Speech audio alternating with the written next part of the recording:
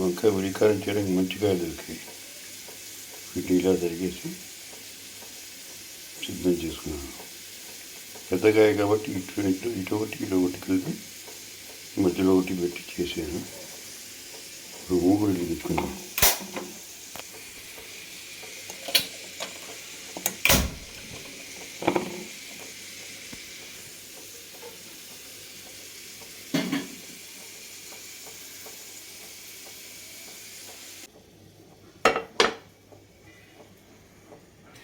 నీళ్ళలో తగినటువంటి వంకాయని కొట్టి జాగ్రత్తగా ముగ్గురు వేసుకుందాం.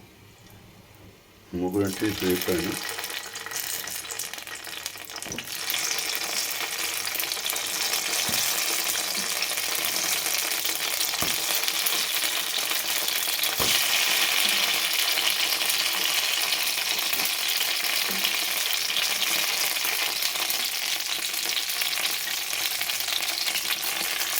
పైన మూత పెట్టుకున్నాం. కొన్ని నీళ్లు తెచ్చుకున్నాం. పైన మూత పెట్టుకోవాలి.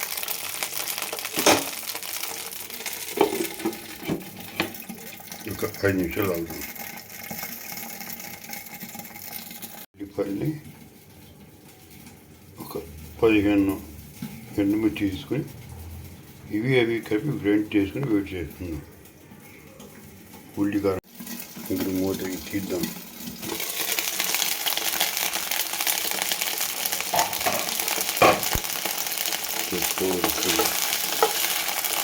వీటిని గిన్నెలో తీసుకుని పక్కన తీసుకోవాలి.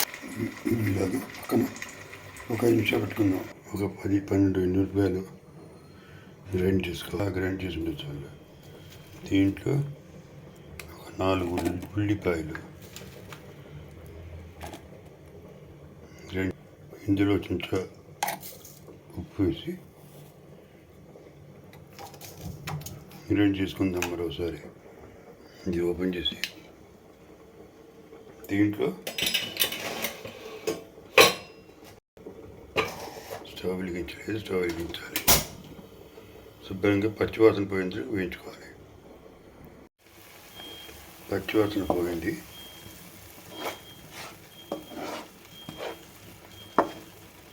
మెల్లిగా ఈ వంకాయల్లోకి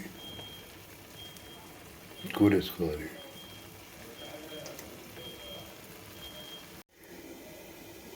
ఈ ఉల్లికారాన్ని చిన్న ప్లేట్లో తీసుకుందాం. స్టవ్ ఆఫ్ చేసి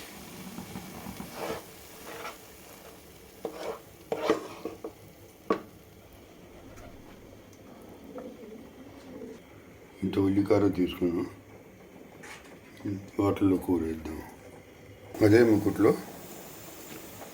మరి కొంచెం నూనె వేసుకుందాం.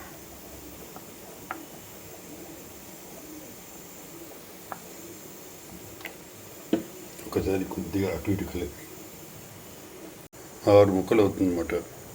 చదరం కాకుండా 4 కాకుండా 6 కింద. ఇవన్నీ మెల్లిగా ఇందులో వేసుకుందాం.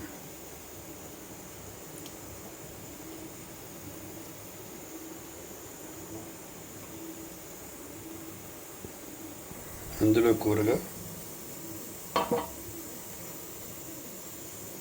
ఇంకో 2 కాయలు సరిపోయేంత మసాలా పక్క వచ్చింది. ఒక 2 నిమిషాలు ఆగిన తర్వాత దీని మీద వేసేద్దాం. అవి కొద్దిగా నూనె వేసి మూత పెట్టేద్దాం. ఆ 2 కలిసి కాసేపు మగ్గనివ్వండి.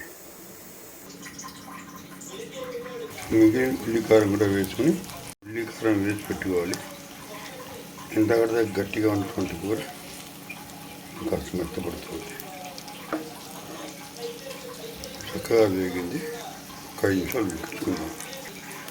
మూత పెడదాం. ఈ ఉల్లికారం దాంట్లో చక్కగా చేరుతుంది. ఇలా సిద్ధమైన స్టఫ్డ్ బ్రింజాల్ ఉల్లిపాయ దించుల కూర సిద్ధమైంది. దీన్ని గిన్నెలో తీసుకుని వడ్డించుకుందాం. Thank you for watching.